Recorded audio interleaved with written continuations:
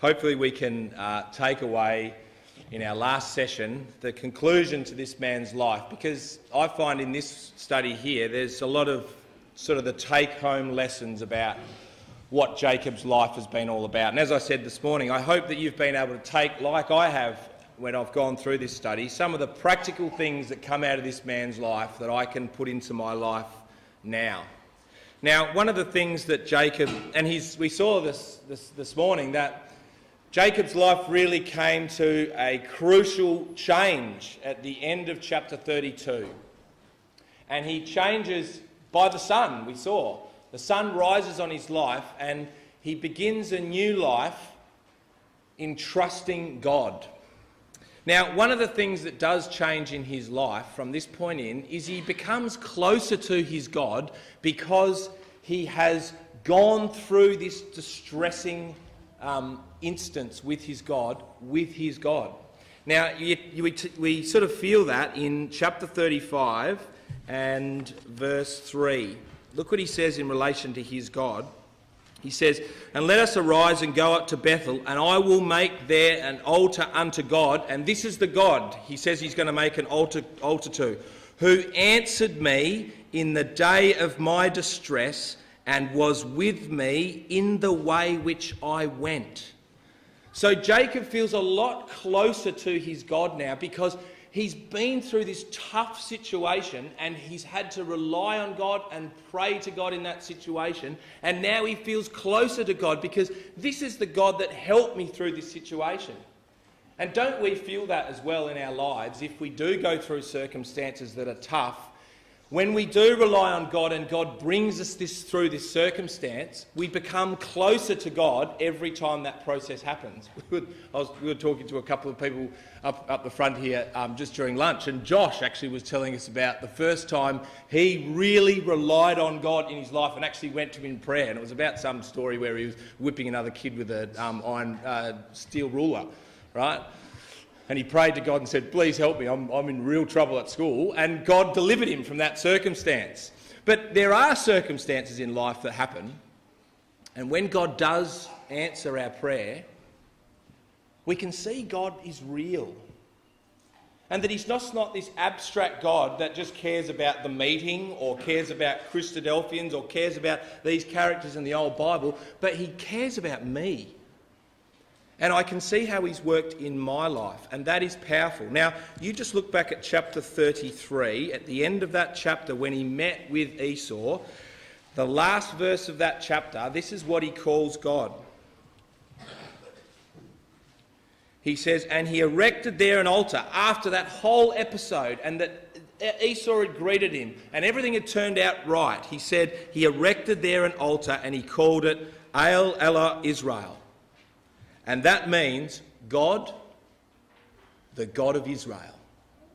Now, if you go back through Jacob's life and you look at all the times that he's referred to God before that, you will find that he refers to God as the fear of my father Isaac, or the God of my father Abraham, or the God of my father Abraham and Isaac, but he never refers to him as his God. But now he's been through a circumstance where he can see that God has helped him. And so he says, "I'm going to erect a God and call him God, the God of Israel, because he's my God." And he takes that through the rest of his life. And he starts to see that God cares for him. And I think we need to see that in our own lives as well. God cares for each one of us, and he knows the intricacies and the problems and the troubles of our lives, your life and my life. And he is our God. And that's what we need to come to see him as. Now, how did then, though, Jacob's life change from this point? We talked about how he has this big change and he's going to walk his life now trusting in God. But what does that actually look like in life? Like, how do we get to the point where we say, now I'm going to live my life fully trusting in God? Like, how does that work? Does it mean that I do nothing and I just let God make all the decisions for me? Obviously that's not true, is it? Like, we still have to make decisions in life about how we do this or that. But I think there's some clues in these last chapter of Jacob, which tell us how his perspective and what he set about to do from this point on, what a life trusting in God looked like. Now, let's go to Hosea chapter 12. We've been there a couple of times, and this, as I said, is a great summary of the life of Jacob. And at the end of that 3-verse summary, it gives us some take-home lessons about what the life of Jacob is supposed to teach us in a nutshell. We read the other night from verse 2 to verse 5. And verse 2 to verse 5 of Hosea chapter 12 gives a brilliant summary of the life that we've looked at, all the different scenarios this man went through, from the birthright, the blessing, up into Syria, and then back home again, and then finding God in his life. And the take-home message that God wants us to take from that man's life is in verse 6. He says, this is what you need to learn from Jacob's life. Therefore, turn now to thy God. Keep mercy and judgment, and wait on thy God continually. 3 things Hosea picks out in that verse that we need to, as an example from Jacob, and what Jacob did do in our life to better trust God. The first one is we need to turn, and Jacob's already done that. That word means to return to God. And Jacob has found God in returning to his home. He's rejected Syria, and he said, I don't want that. I want you, God. That's what I want. He's now going to have to learn to keep mercy and judgment and wait on God continually. Now, just in relation to him returning to God, it's actually really interesting. Did you notice how Esau greeted Jacob? Just come back to chapter 33.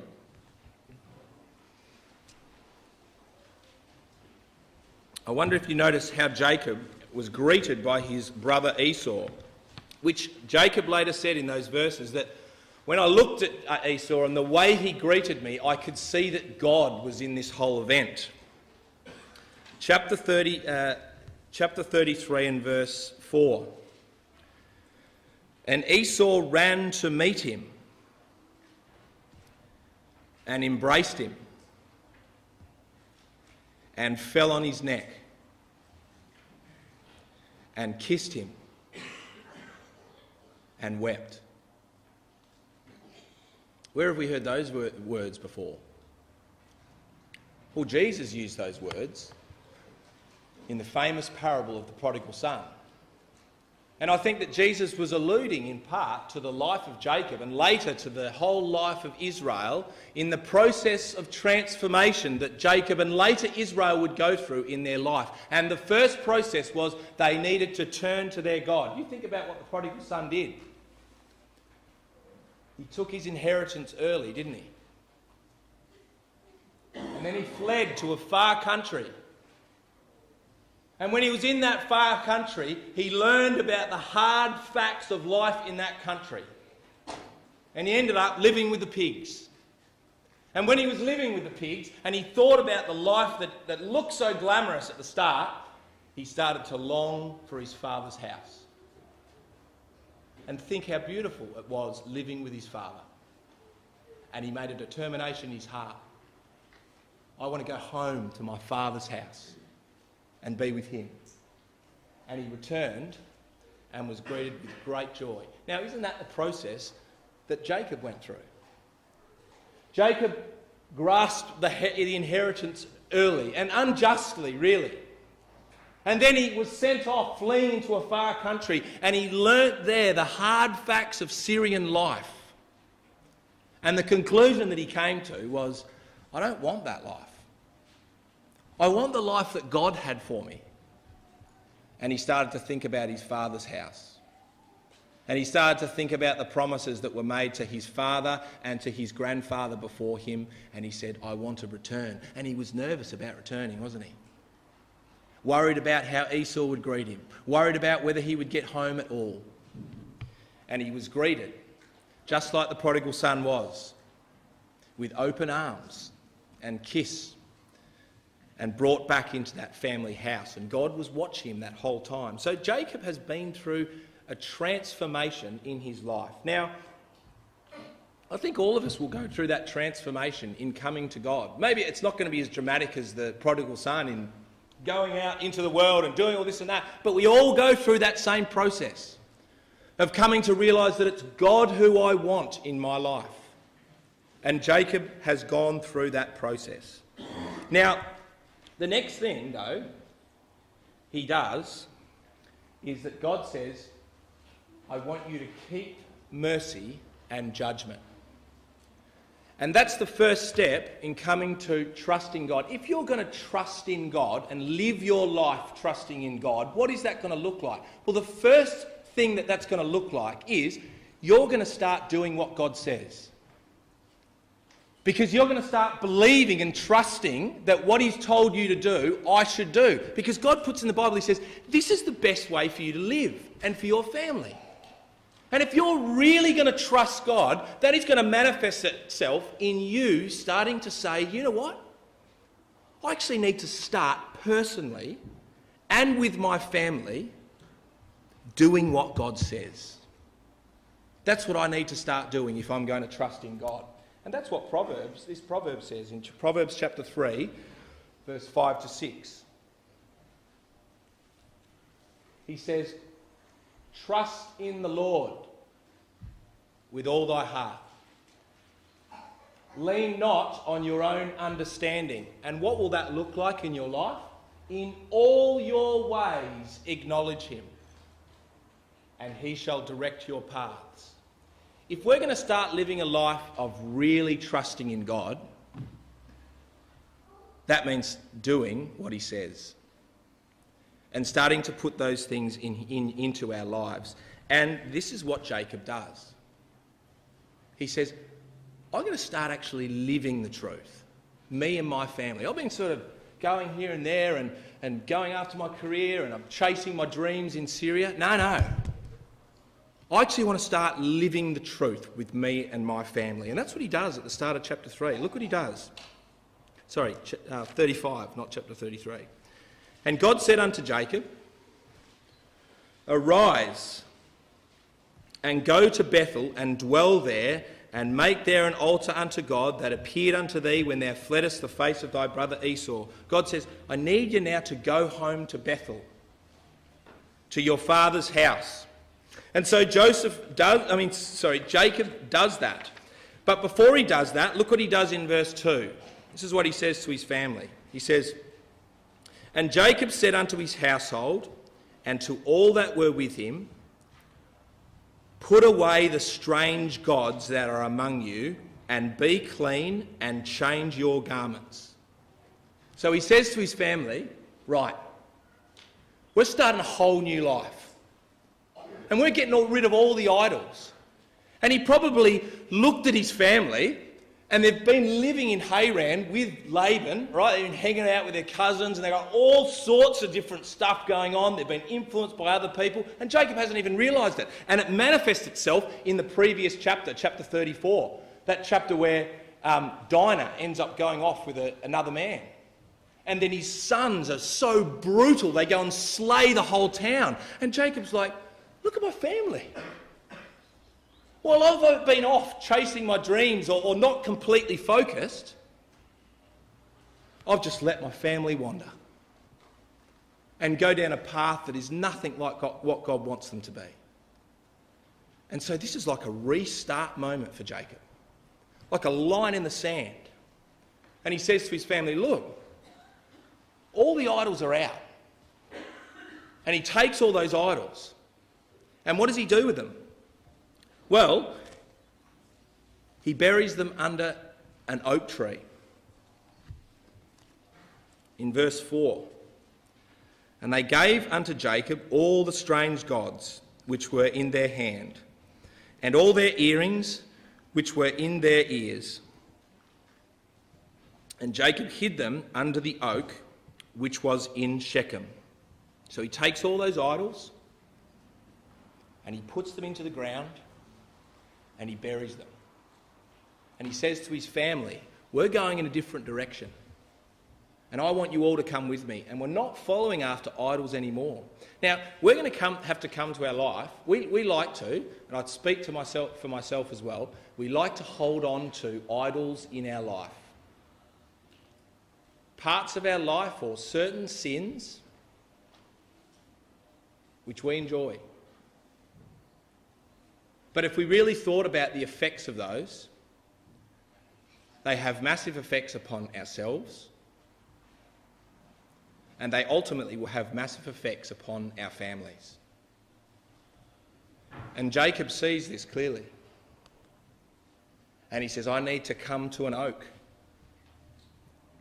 And I need to, for me and my family, if we're really going to trust in God, I need to start doing what God told me to do, even though that's going to be hard and I'm going to have to let go of some of these things that I love doing. And so he buries them down in the ground and he says, from now on, me and my household, we're going to serve God. So what he does is he determines the direction of his household at this point. And I think that's a really important point. We've got to get to the point, and I suppose a lot of you I look out here, not everyone, but a lot of you are probably in a similar circumstance to myself, where you have fairly young children or children that are growing up. And what I learnt from this about Jacob is he reaches a point where he has to set the tone for his house and what that house is going to stand for. We're not just going to roll on in life and just do as we please and do as we want and just expect that our household is going to turn out. Jacob here says, this is how our household is going to go. You know, I can remember from my own life growing up, I can distinctly remember a time in my family where my dad made that decision. And he said, this is the direction that our house is going to go. And maybe before that it wasn't going in that direction in all parts. But I specifically remember that. And that's what Jacob does. And that's what we've got to do with our families. We can't expect that our children, and as they grow up and to become teenagers, that all of a sudden everything's just going to roll. I mean, it's going to be complex as it is. We need to set the direction of our family, of where we want to head. And that is trusting in God and saying, I'm going to start doing what he said. Now, you know what? Joshua copied this. Joshua remembered what Jacob did with his family, and he said, I want all Israel to make this same stand. Just come to Joshua chapter 24.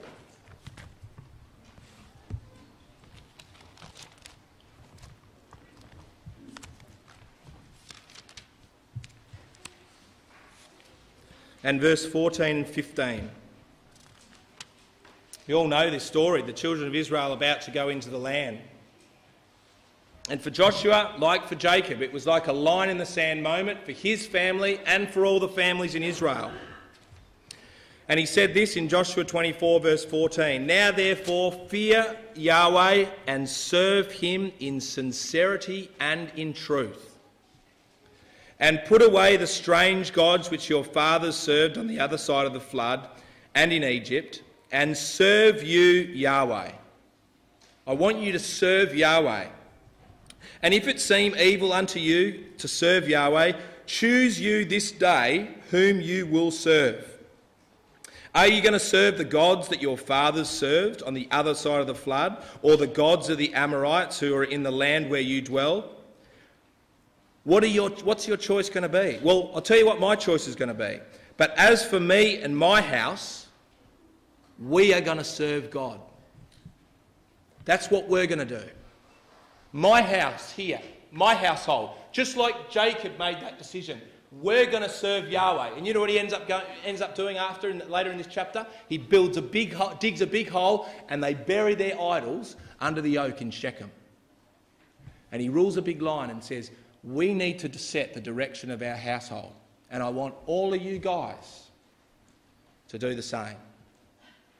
And all of us as families need to make that decision and direction in our life. Now just come back to verse 3 of chapter 35.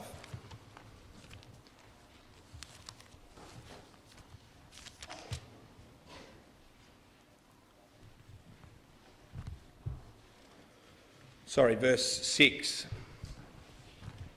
He finally, after 40 years, he returns to this nation of, this city of Bethel. And it says there in verse 6, so Jacob came to Luz, which is in the land of Canaan, that is Bethel, and he and all the people that were with him.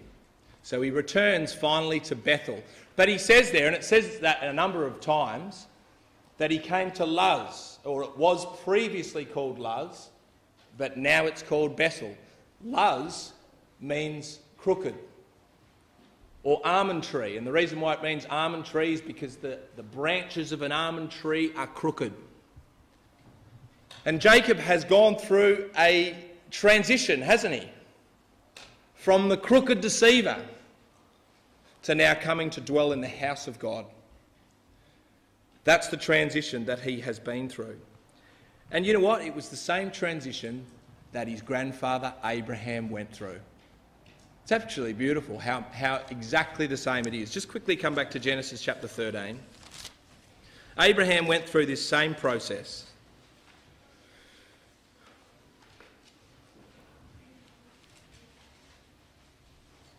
You remember in Genesis chapter 12 verse 8, we looked at in our first study, the first place that Abraham came to in the land of Israel was Bethel. And it was there which he began a relationship with God. Verse 8 of chapter 12 said he began to call on the name of Yahweh. But he then, from that point, he went down into Egypt, you remember. And he had all that trouble in Egypt. And it was exactly the same as Jacob's experience when he went to Syria. Abraham goes down into Egypt and he gets involved with the Pharaoh there and he makes a stupid lie and he does all this stuff that's ridiculous. And he says, I want out of here. And he returns back to Bethel, and he does that in verse 3 of chapter 13. And he went on his journey from south even unto Bethel, unto the place, this is the place, where his tent was at the beginning, between Bethel and Ai, unto the place of the altar which he made there at the first. And there Abraham called unto the name of Yahweh. So Abraham had made the decision, like Jacob would later do, that he was not interested in Egypt. And he presses the restart button in his own life again and the life of his family. And says, I want to serve Yahweh, like Jacob and Joshua would later do. Now, you come and look at the next thing that Jacob does, which is really interesting. Verse 8 of chapter 33. After he's reached Bethel, it says, but Deborah, Rebekah's nurse, died. And she was buried beneath Bethel under an oak, and the name of it was called Allon Bachuth. So, randomly out of nowhere, he says, and when we finally got to Bethel, Deborah, Rebekah's nurse, died. And we buried her under an oak as well. Now, why even mention her? Like, we don't even know anything about her. Who was she? Well, she's only mentioned once before in the whole of the Bible.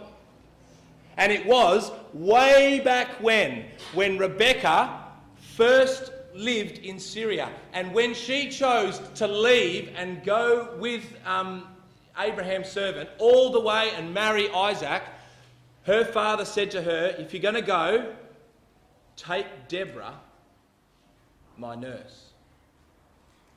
So she was part of the original furniture that he took from Syria.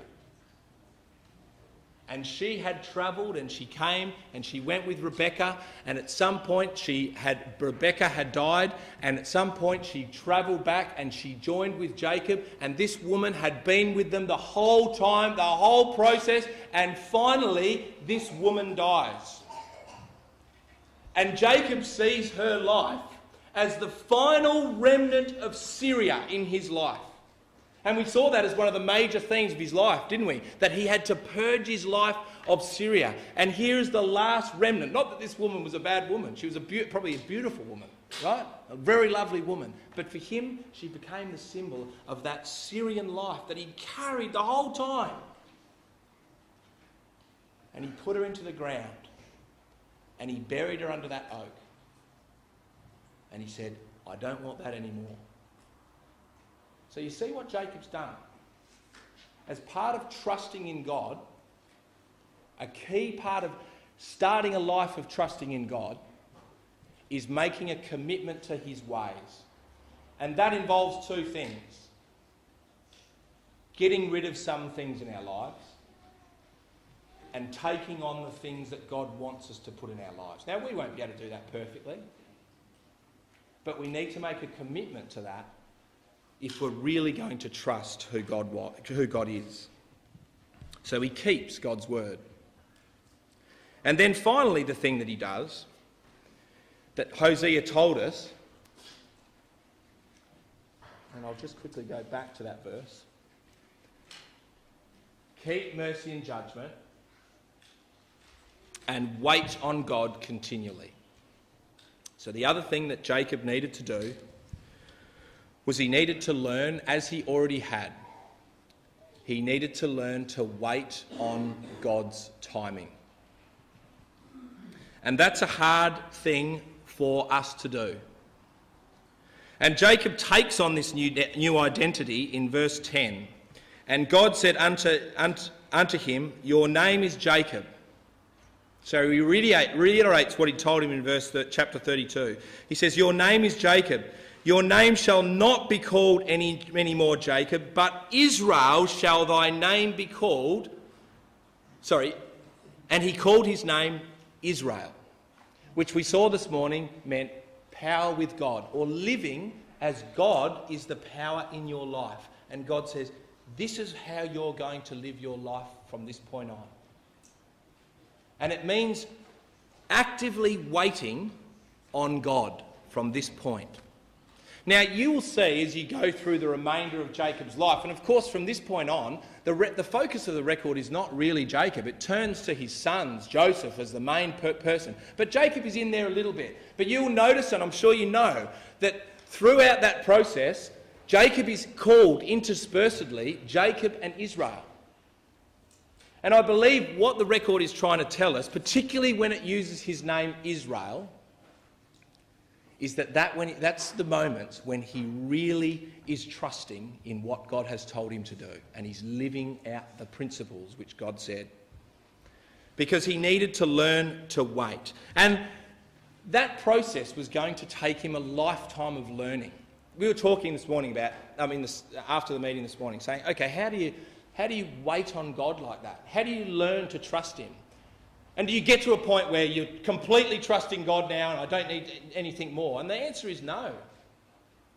Because what happens is, as life goes on, and I find it myself at reaching the age of 40, it gets more complex. And while I might have been able to, when I first got married, right, or even before that, when I was a teenager, I can control my life to a certain point. And then I get married and I've got my family and I can sort of control it to the point there. And then I have little children and life becomes even more complex to that point. And then my children are growing up into teenagers, and I'm sure that presents a whole lot of more problems because they grow up to adults and they have their aspirations and what they want to do. And then I've got grandchildren and it's more and more complex. And the longer I go on, the more I realise that I can't control everything. And that I need to wait on my God. And that's what Jacob had to do. And his life from here on in is full of so many different things that happen to him, isn't it? And they're tragic things, a lot of them, as our lives are sometimes full of. But through all those things that he has to go through, he has to learn to wait on God. Almost straight after this, after he's been in the land for not very long, his son Reuben goes off with one of his wives. And that would have caused awful trouble in the family. and it would have humiliated him. And he had to go through that and work out the best way forward and then wait on his God. A few years later, in Genesis chapter 37, he's embroiled in the troubles of his life, and particularly the hatred of his sons for his treasured son Joseph.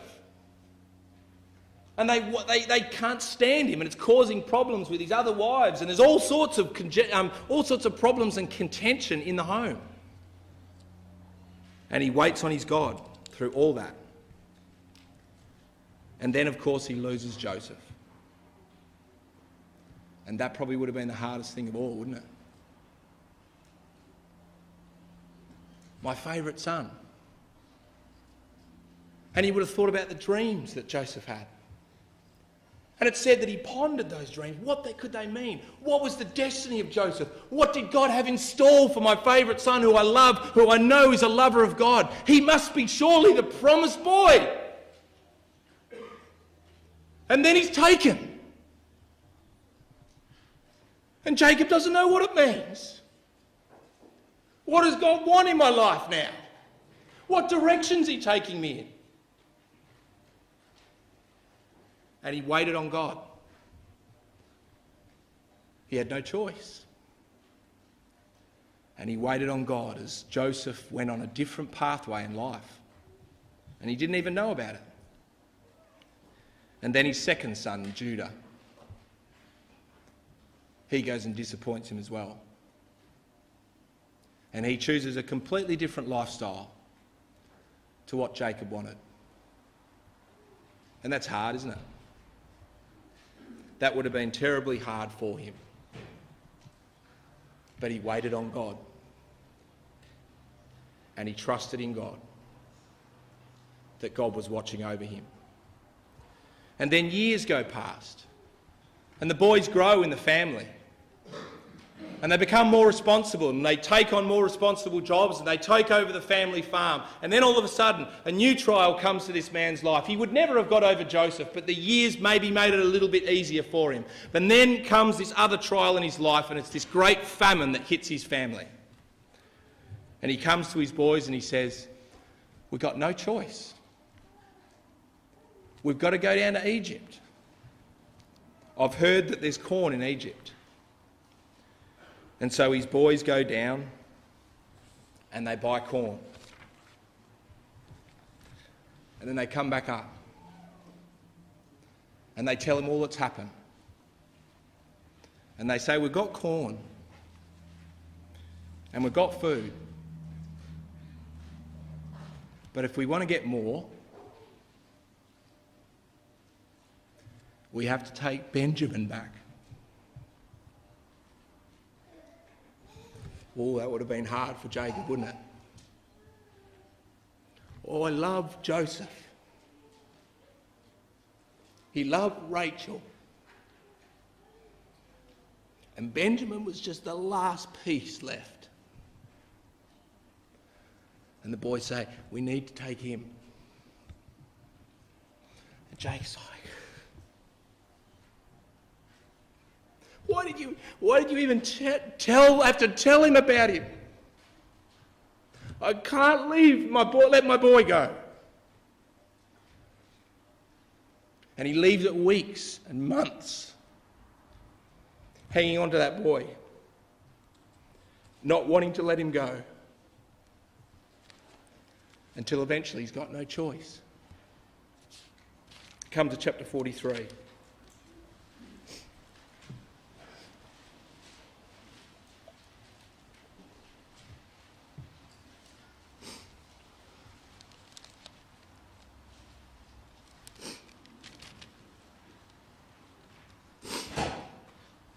Chapter 43 and verse 11. Jacob finally comes to his boys and he says this. "And their father Israel," and notice it calls him Israel, "he said unto them, It must not be so now to do this. Take of the best fruits of the land in their vessels and carry them down to the man as a present. A little balm and a little nuts and a little honey. And take double money in your hand. That's honest, Jacob, isn't it? And the money that was brought again in the mouth of your sacks and carried again in your hand, peradventure it was an oversight. And take also your brother, and arise, and go again unto the man. And God Almighty give you peace. God Almighty give you mercy before the man, that he may send away your other brother and Benjamin. And if I be bereaved of my children, I am bereaved. And there was Jacob, letting go and putting his hands completely into the hands of his God and trusting him absolutely. And so Benjamin goes, and down he goes with the brothers. And it's that beautiful story, isn't it? That wonderful story of Joseph being united with his brothers. And one of the beautiful things I find about that is particularly that speech of Judah.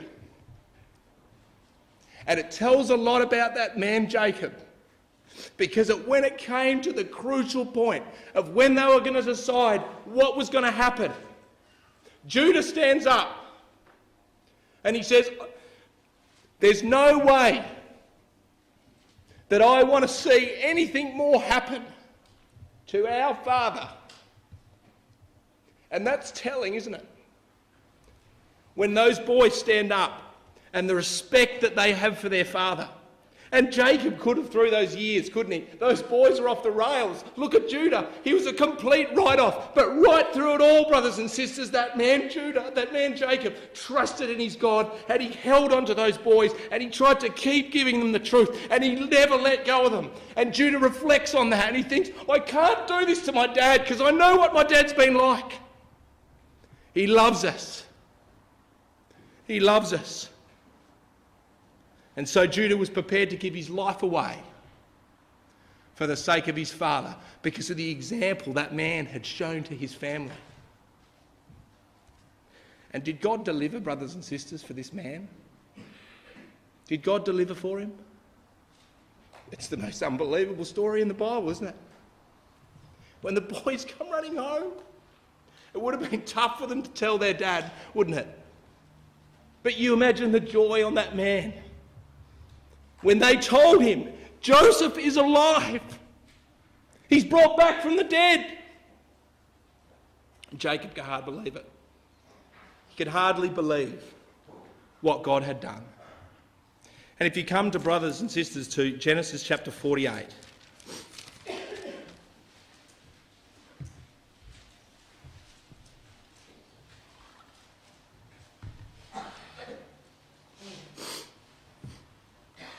Jacob comes to the end of his life, the last episode in his life with his son Joseph.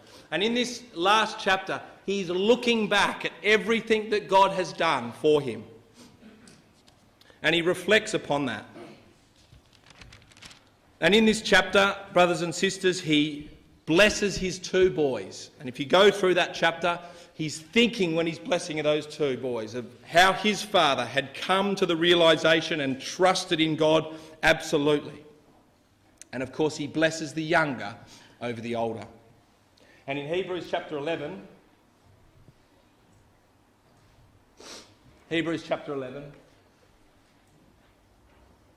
God picks up on this. I'd never noticed this when I read Hebrews chapter 11 before, but it shows really the power of the faith of this man Jacob. By faith, Jacob, when he was dying, blessed both of his sons Joseph and he worshipped, leaning upon the top of his staff. And that became the strength of Jacob's life, didn't it? When his hip was broken and the reliance on himself was gone, from that point on, that staff became a representative of God in his life.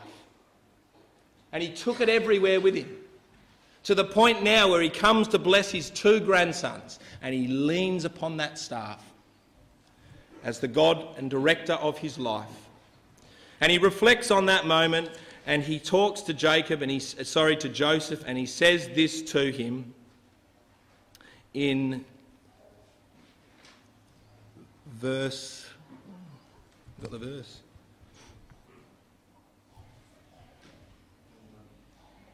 Yeah.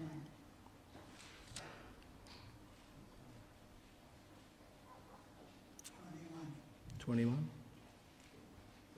No, not 21. 15. This will be interesting to see if people can guess the key verse.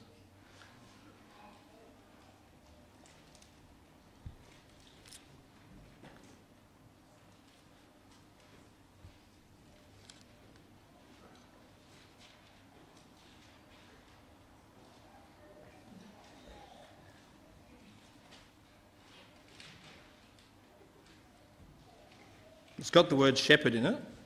That's a good clue for you.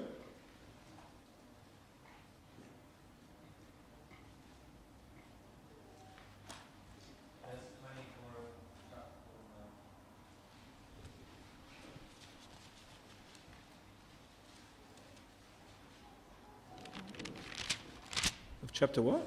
I can't believe I can. 49. No.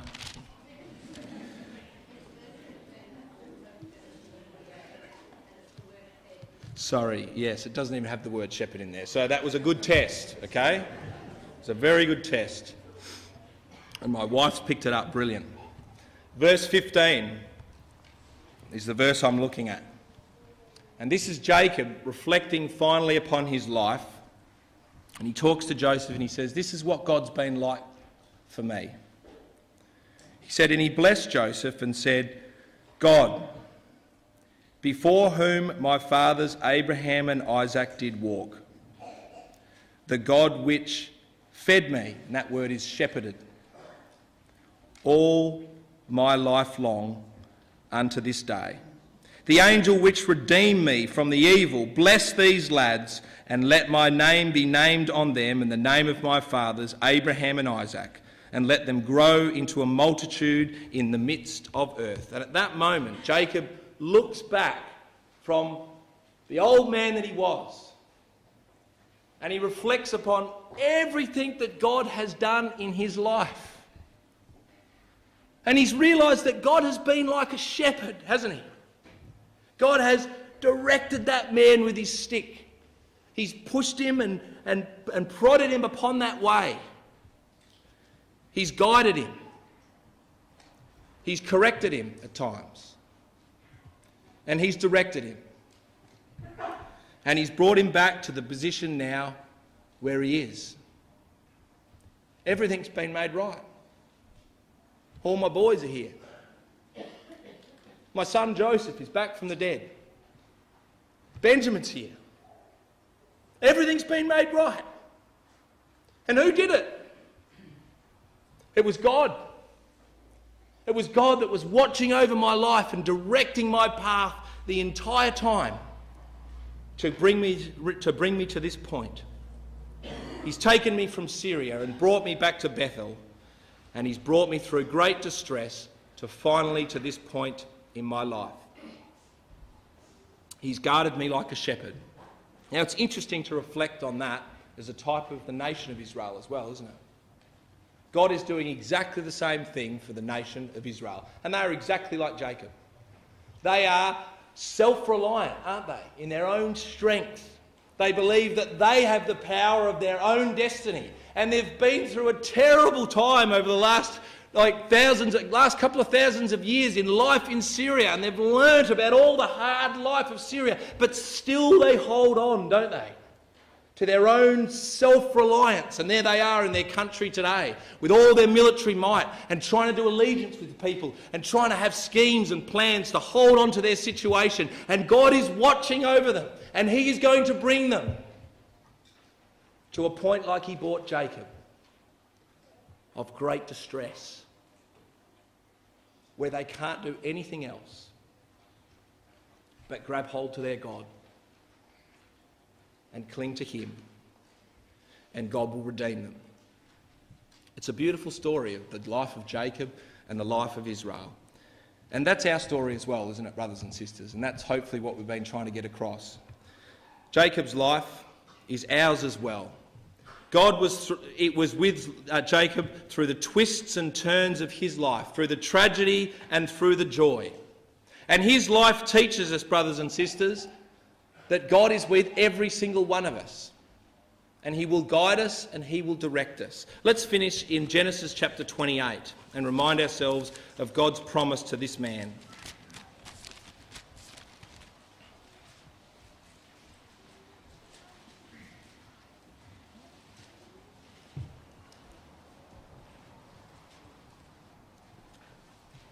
This is what God said to Jacob right at the start. He said, "Behold, I am with you, Jacob. I will keep you in all the places that you go, and I will bring you again unto this land, and I will not leave thee until I have done that which I have spoken to for you." And that's the promise, brothers and sisters, that God makes to each and every one of us here. He says, "I will be with you. I will be with you through all the ups and downs of your life." It reminds me of Paul's words to the Philippians when he said this, "Be confident of this very thing, that he which has begun a good work in you will continue to perfect it until the day of Jesus Christ." That's what God is doing in your life and doing in mine. And he wants us to trust us with that. He wants us to trust him, that he knows the end from the beginning. And sometimes our path will go on a pathway that we didn't expect. Or sometimes an event will happen, like Joseph dying in Jacob's life happens. But God says, just trust me. I know the end from the beginning, and I'm working in your life to bring you to this point, and I will. I'll never leave you, and I'll never forsake you. That's what we can take from the message of Jacob's life. Now, I've summarised it in 5 points. Jacob growing with God. If you can remember these 5 points, then that's something you can take away. Number 1, value your birthright. We've all been given a precious hope of knowing the future. And like Jacob, we need to see value in that. And already we have, many of us, have seen the value of that birthright.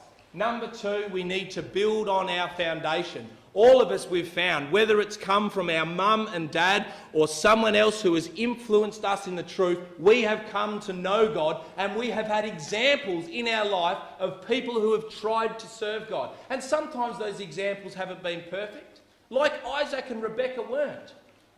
But just because those examples might not be perfect doesn't mean we write off our foundation. We take the good examples and the moments of faith from those people's lives, we take that and put it into our foundation, and we grow from that. And that's what Jacob did with the example of his mum and dad. We see Syria for what it really is, and that might be a process like with Jacob that takes us 40 years. But to see that what Syria out there is offering is the same Syria which Laban was offering to Jacob. And again, at the end of the day, it's full of empty promises and no future. And we need to see Syria for what it really is and make the decision in our own life that I don't want that. And I'm not going to spend hours and hours of my life striving after the wind, because it's just vanity and vexation of spirit, as Solomon said.